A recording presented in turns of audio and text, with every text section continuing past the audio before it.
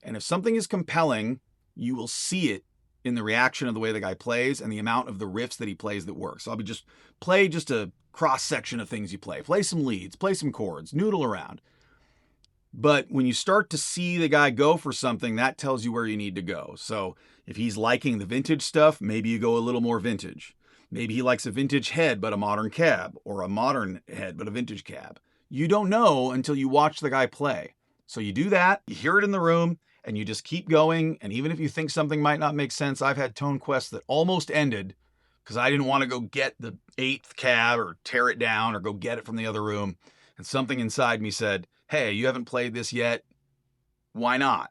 You know, either we're done here because this rules, or it'll be this.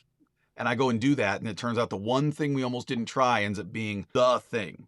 And when a guy finds his rig, all of his riffs work. Anything he wants to do works. He's like a kid in a candy store. And then you know, when you bring that amp back into the control room and you mic up that cab, there's an expectation of what it is supposed to sound like coming through the speakers in the control room.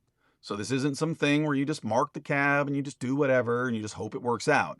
You all just heard and earned this thing.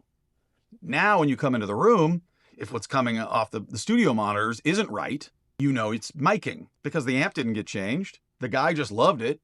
You're just not capturing it the right way. So then you got to make the guy love it in the room, in here, the same way that he loved it in the room. And then once you have that established, that kind of that curve or that whatever it is, the power or the punch, you can use other heads and feed them into that and dial them in around that. So I usually dial in, the big amp for the person. We'll find one or two amps maybe that work.